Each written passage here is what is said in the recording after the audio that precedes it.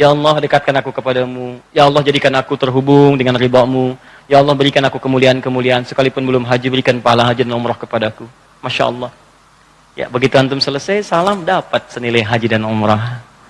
Luar biasa. Sudah berdoa, sudah istighfar, keluar masjid, meninggal. Mau seperti itu? Pertanyaannya, satu. Zikir apa yang dikerjakan oleh Nabi? Kan antara subuh, ba'da subuh sampai ke syuruk kan zikir. Zikirnya apa yang dikerjakan? Apakah kalimat thayyibah ataukah yang lain? Kita bahas. Yang kedua, selesai sholat kemudian duduk. Apakah duduknya di tempat dia sholat? Atau boleh pindah ke tempat lain? Yang penting di area masjid. Ya, misal antum sholat di posisi yang sebelah kanan di sana. Tiba-tiba setelah itu nggak ada mushaf, pengen baca Quran, mushafnya di sana. Apakah boleh pindah ke sana? Atau kalau pindah, gugur ininya. Awas, hati-hati dilihat. Mau pindah, aduh takut gak dapat haji. Mau pindah, aduh takut umroh. Di situ aja gitu kan. Pas tiba-tiba ada cleaning service, Pak, maaf Pak, sebentar geser dulu. Maaf ya, haji dan umroh. Nah, kita lihat tuh, seperti apa memahaminya. Karena ada yang menafsirkan gak boleh pindah di situ, gitu. Ya, nanti kita lihat apakah benar harus di situ saja atau boleh berpindah. Kalau boleh berpindah, apa dalilnya? Kalau memahami di situ saja, bagaimana keadaannya? Paham? Nah, jadi ini satu, dua, dan kasus yang terakhir, Ustadz, bagaimana kalau keluar masjid untuk kebutuhan hajat yang darurat? Pengen ke toilet kan? Ya, memang nggak di rumah, di masjid ada toilet. Begitu mau keluar, ke toilet keluar, ingat haji dan umrah, haji dan umrah. Dia tahan-tahan, kan? Ya, syuruknya dapat, sakitnya juga dapat, gitu kan? Nah, itu seperti itu bagaimana kemudian solusi hukumnya. Nah, kita bahas pelan-pelan. Di dalam Al-Quran disebutkan beberapa aktivitas yang mampu mendekatkan dan mengingatkan kita dengan Allah dan langsung disebut dengan zikir. Dan ini pun dipraktekkan oleh Nabi sallallahu alaihi wasallam. Contoh. Yang pertama ditemukan di Quran surah keempat ayat 103, paling kanan pertengahan.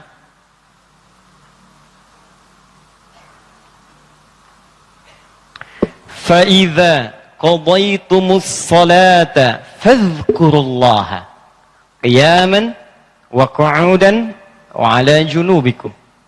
Maka jika Anda telah tuntas mengerjakan salat, maka segeralah berzikir kepada Allah Subhanahu wa taala. Di amalan sunnah pasca salat berzikir, zikir dulu. Bisa Anda kerjakan kalau buru-buru ya sambil berdiri, berjalan. Jadi waktu umum ya. Misalnya ini Anda sudah salat zuhur nih harus ke kantor, ya, dikejar-kejar langsung berangkat lagi. Tapi kan Anda buru-buru keluar pun kan tidak mengganggu Anda untuk mengucapkan kalimat-kalimat zikir. Misalnya apa? Nabi mengamalkan pasca salat hadis riwayat Muslim, nomor hadis 571. Hadis riwayat Muslim. Nomor hadis 571. Setiap selesai salat Nabi mengatakan, perhatikan kalimatnya, Astaghfirullah, Astaghfirullah, Astaghfirullah. Allahumma antas salam, wa minkas salam, tabarakta ya dzal jalali wal ikram. Apa Anda nggak bisa sambil keluar mengucapkan Astaghfirullah, Astaghfirullah, Astaghfirullah? Ini kata Al-Quran, sesibuk apapun Anda, begitu selesai sholat apa nggak bisa sambil jalan Astaghfirullah, Astaghfirullah, Astaghfirullah. Daripada Anda keluar membicarakan sesuatu yang tidak penting. Bahkan nggak berkata apa-apa, jalan aja. Mendingan pakai zikir kan? Astaghfirullah, Astaghfirullah, Astaghfirullah. Allahumma antas salam, minkas salam, tabarakta ya dzal jalali wal ikram. Hadis Muslim, nomor hadis 573. La ilaha illallah wahdahu la syarika lah. Lahul mulku wa lahul hamdu wa huwa ala kulli syai'in qadir. Ya, kalau Anda misalnya nggak terlampau sibuk, silahkan sambil duduk. Nah, konteks tadi setelah selesai menunaikan salat subuh, antum pengen berzikir dulu, maka jenis zikir yang pertama adalah mengucapkan kalimat-kalimat thayyibah. Kalimat thayyibah.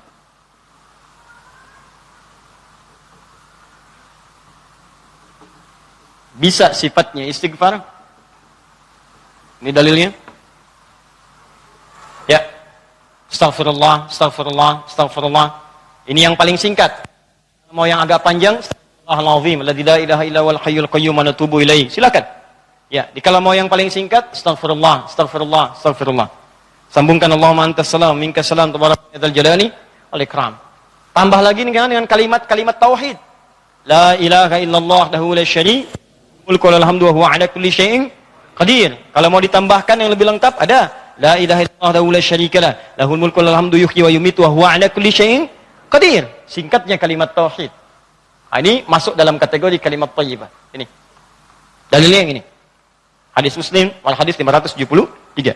Boleh selesai menunaikan salat subuh, salam ke kanan dan ke kiri, antum mulai berzikir dengan kalimat thayyibah, astagfirullahaladzim, astagfirullahaladzim, atau kalau mau singkat astagfirullah, astagfirullah, astagfirullah. Kan?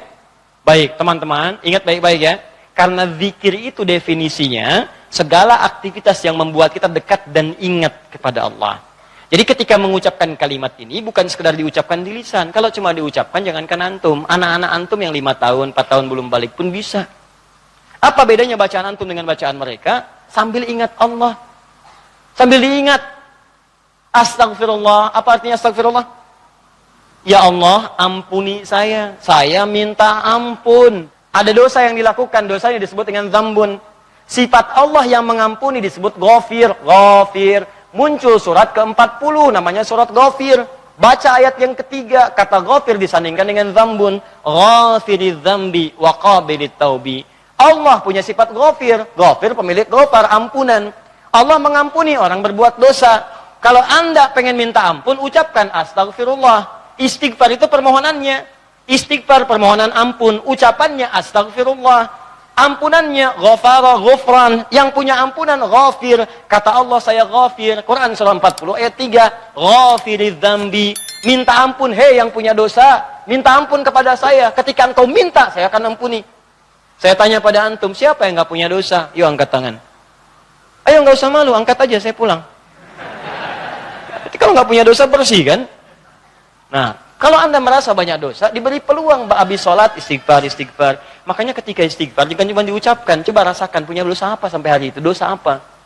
Jadi begitu selesai subuh, ingat dosa pada orang tua, dosa pada pasangan, suami pada istri, istri pada suami, dosa pada anak-anak.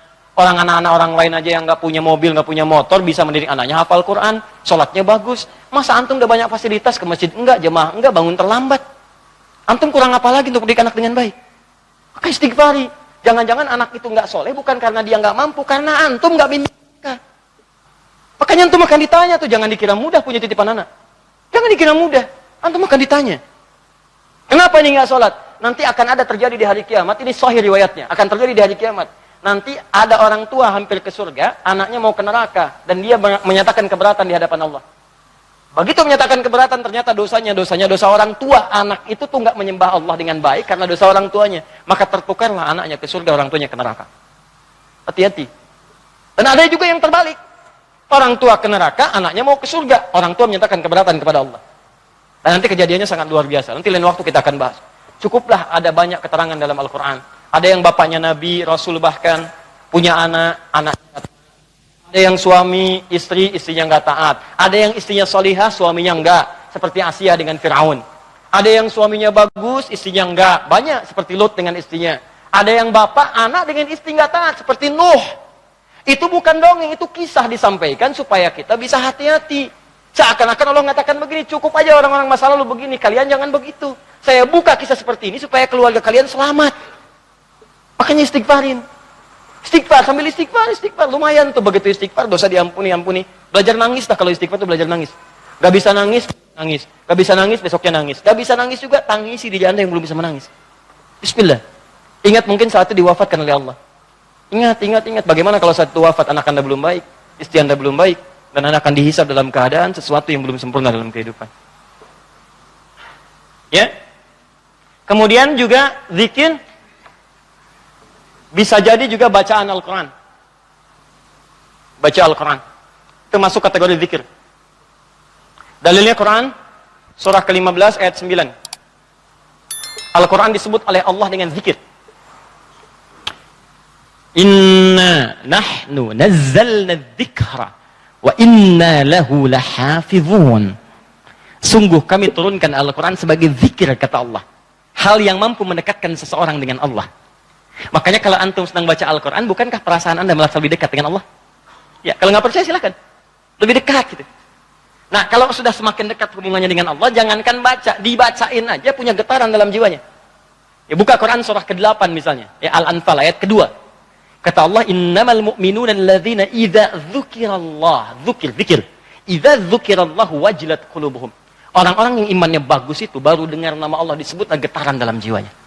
Makanya kalau pengen ngecek iman, sedang dekat tidak dengan Allah, Gampang. Setiap hari Allah perdengarkan namanya 5 kali dalam sehari. Ketika namanya disebutkan itu, antum ada nggak getaran dalam jiwanya? 5 kali dalam sehari.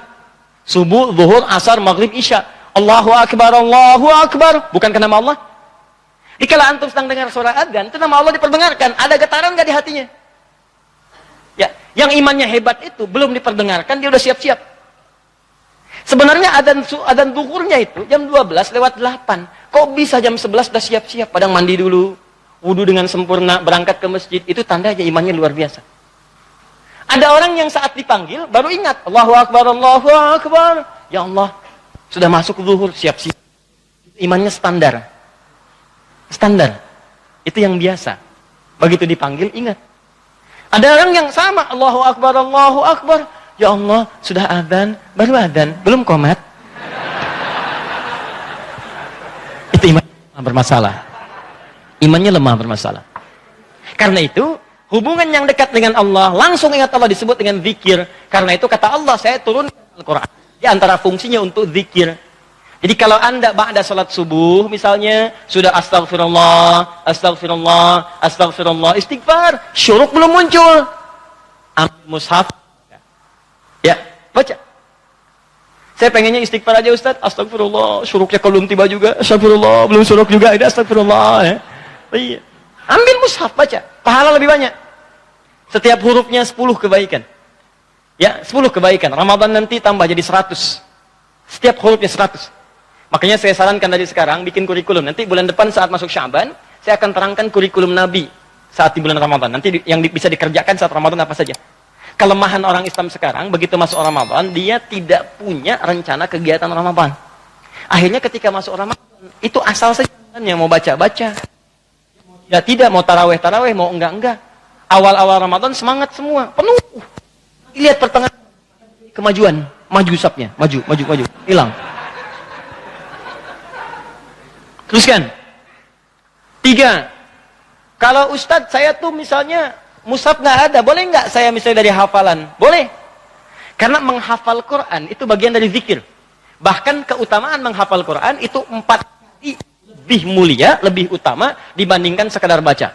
Itu ditemukan di Quran surah ke-54. Quran surah ke-54 4 kali, ayat 17, ayat 22, ayat 32 dan ayat ke-40. 17, 22, 32 dan 40. Yang ini menghafal atau mengulang hafalan. Misal, Nabi begitu selesai salat sudah berzikir kalimat thayyibah, maka beliau biasa membaca, teman-teman, itu 4 surah utama. Pertama, yang surah kedua Al-Baqarah ayat 255, dikenal dengan ayat kursi. Allahu la ilaha illa huwal hayyul qayyum la ta'khudhuhu sinatun wa la naum. Seterusnya sampai selesai. Setelah itu membaca Al-Ikhlas, Qul huwallahu ahad. Setelah itu membaca Al-Falaq, Qul a'udzu birabbil falaq. Setelah itu membaca An-Nas, Qul a'udzu birabbin nas. Kalau Anda ingin memilih seperti bacaan Nabi, boleh. 4 ini dibaca. Ayat kursi, Al-Ikhlas, Al-Falaq, An-Nas. Kalau Anda ingin mengulang-ulang hafalan Anda, juz amma misalnya boleh. Baca misalnya Amma yatasaalun an-naba. Atau saya mulai dari ad-duha boleh. Wad-duha wal-laili idza saja, terus baca sambil menunggu syuruk, sambil mengulang-ulang hafalan. Sah. Zikir. Teruskan, ada juga bentuknya doa. Doa bagian dari zikir. Doa. Dari mana tahunya Ustaz? Quran surah ke-7 ayat 205. Praktek nabinya bagaimana Ustaz? Hadis riwayat Ibnu Majah. Nomor hadis 925. Di saat Anda berdoa, itu Anda sedang berzikir. Ya, makanya kan ketika Anda berdoa, Anda merasa lebih dekat dengan Allah kan? Ya, merasa nyambung gitu. Ya, perhatikan kalimatnya. Ketika Anda berdoa disebutnya zikir. Wadhkur rabbaka darru'an wa khifatan wa dunal jahri minal qawl. Kata Allah, kalau Anda sedang punya masalah, ada persoalan, jangan mengeluh. Jangan mengeluh, apalagi bikin status, nggak menyelesaikan masalah. Ada masalah, bikin status. Dia tidak seperti yang aku kira. Selesai juga enggak. Terus nungguin komentar, itu paling kasihan tuh, nungguin gitu. Aduh, kasihan, belum ada yang komen. Ya, udah 2 jam baru muncul. Kenapa Jung? Gitu kan, baru dijawab. Iya ya, gelisah hati ini. Muncul lagi komen yang lain. Duh, nggak nyangka ya, nyangka. Capek, nggak selesai. Masalah selesai tidak, cuma nambah masalah aja. Kata Allah, kalau punya masalah, tenangkan hati, berdoa, sebut nama Allah. Itu lebih memberikan ketenangan. Zikir itu selain mendekatkan kita pada Allah, zikir itu membuat hati lebih tenang. Tenang. Makanya ketika Allah menyebutkan fungsi zikir di Quran surat 13 ayat ke-28. Allah sampaikan begini, ala bidzikrillahi tatma'innul qulub. Kamu mesti yakin, kata Allah, dengan berzikir kepada Allah, hati kamu akan tenang. Makanya kalau sedang punya persoalan, bawa ke zikir. Ambil wudu, baca Quran. Begitu antum baca Quran, walaupun solusi belum tiba, hati lebih tenang. Dan lebih objektif, kalau orang tenang itu dapetin solusinya gampang gitu, tenang. Solusi mudah dicari. Tapi kalau antum gelisah, walaupun ada solusi, nggak akan sempurna nanti masalah diselesaikan. Paham ya? Di doa, itu bagian dari zikir. Di antara doa yang dibacakan oleh Nabi, itu setiap selesai sholat, itu ada kalimat singkat tapi padat. Allahumma inni atau inna. Kalau inni untuk sendiri, kalau inna untuk banyak. Allahumma inni as'aluka ilman nafi'a wa rizqan thayyiba wa amalan mutaqabbala. Ya Allah, hamba mohon kepadamu, anugerahkan hamba pengetahuan yang bermanfaat. Pengetahuan yang bermanfaat itu pengetahuan yang bisa meningkatkan wawasan dan menguatkan iman. Itu rumusnya di Quran surah 58 ayat ke-11. Jadi kalau teman-teman ngaji dengan siapapun, ustadz manapun, di tempat manapun, ukurannya dua.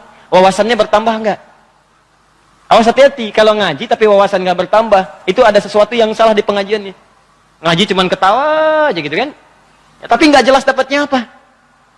Yang paling aneh ngaji, yang dicari-cari jin, ya kan? Atau apa, itu paling aneh itu. Apa yang didapatkan? Terus nambah hari ini sholat, ngaji ke pengajian sholat, dapat tambahan wawasan. Oh begini cara takbir yang baik, bisa sejajar dengan bahu, bisa sejajar dengan daun telinga, ya kakinya terbuka selebar bahu, badannya tegap. Jadi begitu antum praktekan, punya tambahan wawasan, kepake dalam ibadah.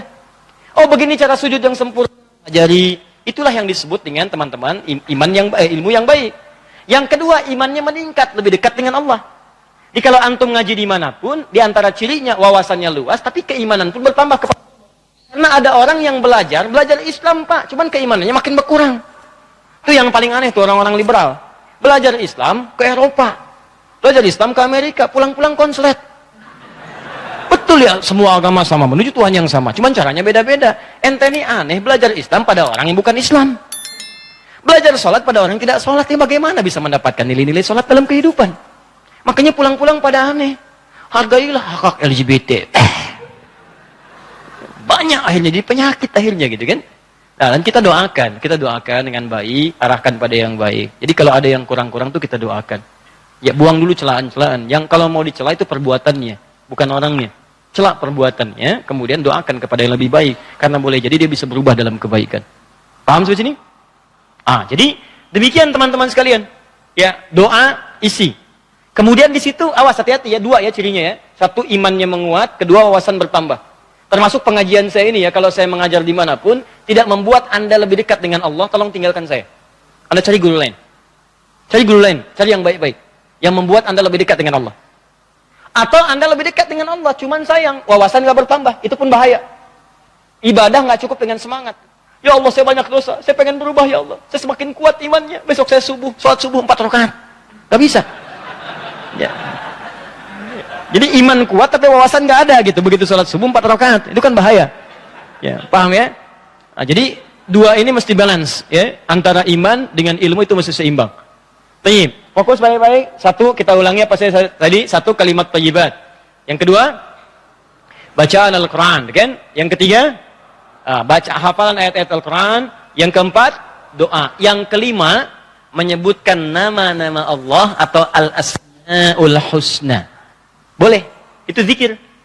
Ustadz, apa dalilnya? Dalilnya Quran surah kedua ayat 152 ditafsirkan dengan Quran surah ke-17 ayat 110.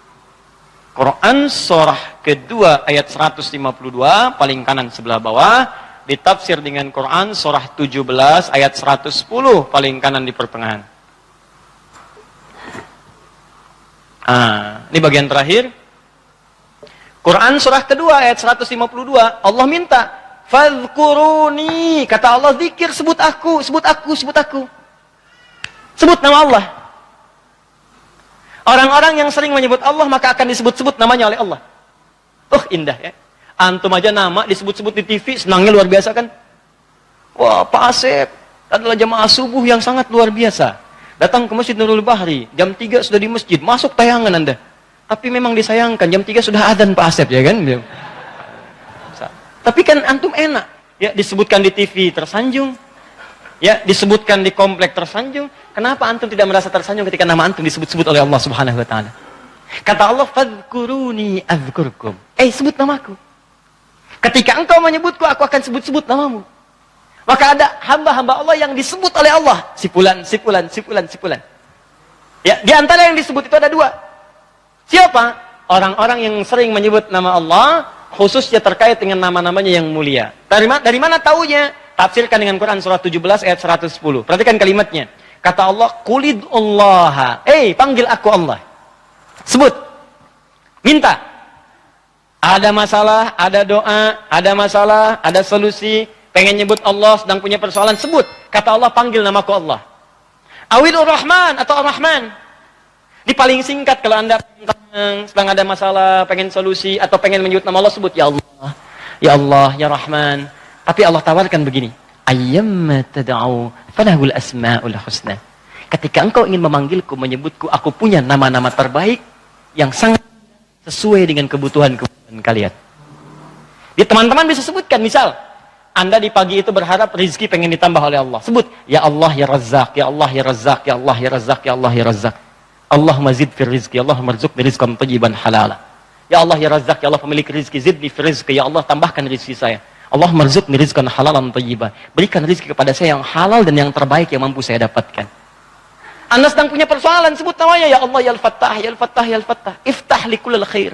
Ya Allah ya Al-Fattah yang pemilik segala solusi, bukakan kepadaku solusi terbaik dari setiap persoalan yang aku alami sampai dengan saat ini.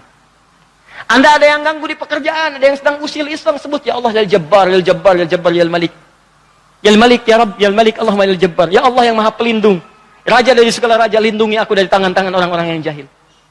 Anda sedang banyak ujian, sebut ya Allah ya Sabar, ya Sabar, ya Sabar, ya Sabar. Zidni sabra.